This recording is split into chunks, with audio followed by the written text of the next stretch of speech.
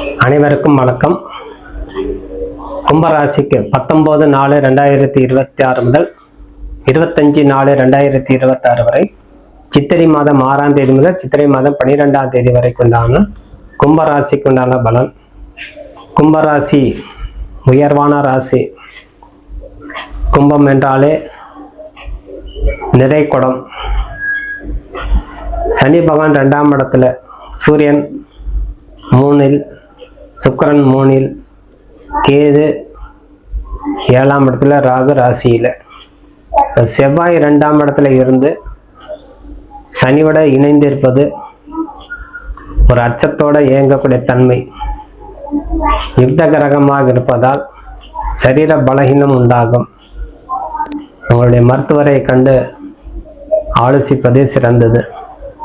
கண், காது, மூக்கு, தொண்டை சம்பந்தப்பட்ட பிரச்சனை ஏதேனும் இருந்தால் அதுக்குண்டான மருத்துவ மணிக்கு சரி பார்த்துக் கொள்வது சிறந்தது. பார்வை சரியில்லை, காது கேட்கல, பல்லு வலி, அதெல்லாம் சொல்லும். இத்தனையும் நம்ம இந்த சூரியன் உஷ்ணத்தோட சேர்ந்து இயங்குவதால் பொருளாதாரம் மேன்மை அடையும். இருப்பினும் உடல் ரீதி பாதிப்பு கொடுத்தாலும் பொருளாதாரம் மேன்மை அடையும். 2ஆம் இடத்துல இருக்கக்கூடிய செவ்வாய் தோஷத்தோட உட்கார்ந்தாலும் 7.5 சனி காலமாக இருந்தாலும் பொருளாதாரம் மேன்மை அடையும். செவ்வாய் சனி சேரும் போது நீயா நானான்னு போட்டி போட்டு கொடுப்பாங்க 2 பேருமே. இந்த கும்பராசிக்கு இந்த 2 பேருமே தனப்பிராப்தம் அதிகரிக்கக்கூடிய தன்மையை கொடுத்துரும். அப்ப அந்த நேரத்துல ஒரு லக்கி பிரைஸ் மாதிரி ஒரு தொகை உங்களுக்கு கிடைக்கக்கூடிய தன்மை கொடுக்கும். இருப்பினும் உங்களுக்கு 7ஆம் இடத்துல இருக்கக்கூடிய ராகு கேது உண்டான தோஷம். 7ஆம் இடத்துல இருக்கக்கூடிய கேது உங்க ராசியில அடங்கிய ராகுனால ஒரு குழப்பத்தை கொடுத்து தான் நிவர்த்தி பண்ணுவார். ஆகவே குடும்ப சம்பந்தப்பட்ட பிரச்சனை யாருக்குமே பகிர வேண்டாம். தேவையில்லாத சோசியல் மீடியால பார்த்து அதுக்கு கமெண்ட்ஸ் பண்ணி அதனால ஒரு அவப்பேரை உருவாக்கி கொள்ள வேண்டாம். விமர்சனங்கள் பண்ணக்கூடாது. யாராவது பேசுறேன்னா பஞ்சாயத்து பண்ணி விடுறோம் அப்படின்னு சொல்லி ஜாமீனா போய் நிற்க கூடாது. அதனால உங்களுக்கு ஒரு கெட்ட பேர் உருவாகும். நீங்க போய் நல்லாதான் பேச போய் அவங்க யார் இவரை போய் கூப்பிட்டாங்க அப்படிங்கிறத உங்களுக்கு பேச ஆரம்பிச்சிருவாங்க. ஆகவே நிதானித்து செயலாற்றோம். உறவினர்களாக இருந்தாலும், நண்பர்களாக இருந்தாலும், சக ஊழியர்களாக இருந்தாலும் ஒரு பிரச்சனை இருந்தால் நீங்க கொஞ்சம் ஒதுங்கி இருப்பது சிறந்தது. இந்த செவ்வாயும் சனி இணைப்பு, சூரியன் சுக்கிரன் இணைப்பு சற்று அந்த விலகி கிரகங்கள் வேலை செய்யற வரைக்கும் சற்று பொறுமையாக இருக்கும். உங்க குடும்ப ராசிக்கு அப்படின்னா குடும்பம் மேன்மை அடையுமா? 5ஆம் அதிபதி நீசத்துல இருக்கிறார்.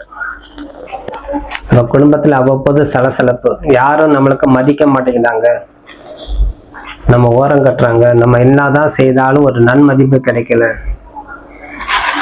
அப்படிங்கிறது உங்களுக்கு உருவாகும். 9ஆம் அதிபதி சொல்லக்கூடிய கிரகம் 3ஆம் இடத்தில், 4ஆம் அதிபதி சொல்லக்கூடிய கிரகம் 3ஆம் இடத்தில். ஆக தாய் தந்தையரை திருப்தி செய்வதே சிறந்தது. இந்த காலத்துல தாய் தந்தையரிடம் ஆசீர்வாதம் வாங்கி கொள்ளணும். சகோதர சகோதரி கிட்ட ஒரு அன்போட நடந்து கொள்ளணும். அவங்களுக்கு வேண்டியது செய்தணும். அவர் திருமண வயதுக்கு உட்பட்டு இருந்தா திருமணத்துக்கு வேண்டியது நீங்க செய்து அதனால உங்களுக்கு கடமை நிறைவேற்றிக் கொள்ளணும். தாயத்தப்பனுக்கு உடல்நிலை சரியில்லை, அதுக்கு நான் மருத்துவ செலவு செய்து கொள்ளணும். இத்தனை செய்து கொள்ளும் போது உங்களுக்கு இந்த கும்பராசி ஒரு பிராய்ச்சித்தமாகவே அமையும். எதுவுமே செய்யாமல் இருக்கும்போது அத்தனை கர்மா நிற்கும். அது நம்ம செய்ய வேண்டிய கடமை இத்தனை நம்ம செய்யறோம், கரெக்டா செஞ்சுட்டு வரணும். உங்களுக்கு எந்த விதமான தடையே இருக்காது. அம்மா அப்பா நான் நல்லா கவனிச்சுக்கிறேன், உடன்பிறப்புக்கு நான் நல்லா கவனிச்சுக்கிறேன், சக ஊழியர்கிட்ட நான் நல்ல மதிப்போட நடந்துக்கிறேன்னா உங்களுக்கு இந்த சொன்ன விஷயம் அனைத்தும் காணாமல் போய்விடும். பரிகாரம்னா என்ன? மாற்று வழிதான் பரிகாரம். அதுதான் மாறுது அப்படின்னு பேர். அப்ப நம்ம அதையே செஞ்சுக்கிட்டு இருக்கிறோன்னா ஏற்கனவே நீங்க செய்த தர்மமே உங்களுக்கு காப்பாத்திட்டு வரும்.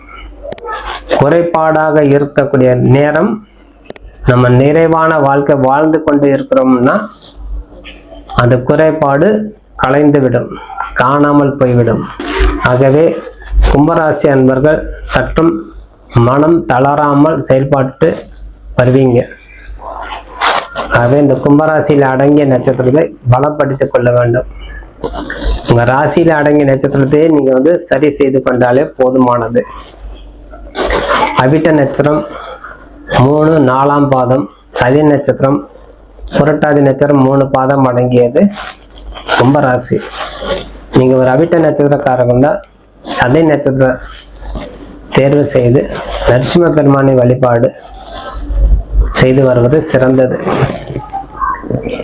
சதை நட்சத்திரத்தில் சூரிய பகவான் இன்னும் வழிபாடு செய்தார். சதை நட்சத்திரம் பிறந்தவர்கள் முருகப்பெருமானையும் கோமாத வழிபாடு, பித்திருக்களுடைய வழிபாடு செய்வது சிறந்தது. அதே நீங்க புரட்டாதி நட்சத்திரக்காரர்கள் உத்திரட்டாதி நட்சத்திரம் அன்று பெருமாள் ஆலயம் சென்று வழிபாடு செய்வது சிறந்தது. அதுவும் நீர்நிலையோடு இணைந்து இருக்கக்கூடிய பெருமாள் ஆலயம் சென்றால் இன்னும் சிறப்பு.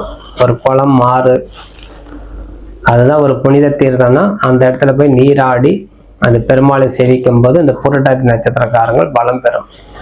இறைவனே உங்களுக்கு பக்க பலமாக இருப்பார்.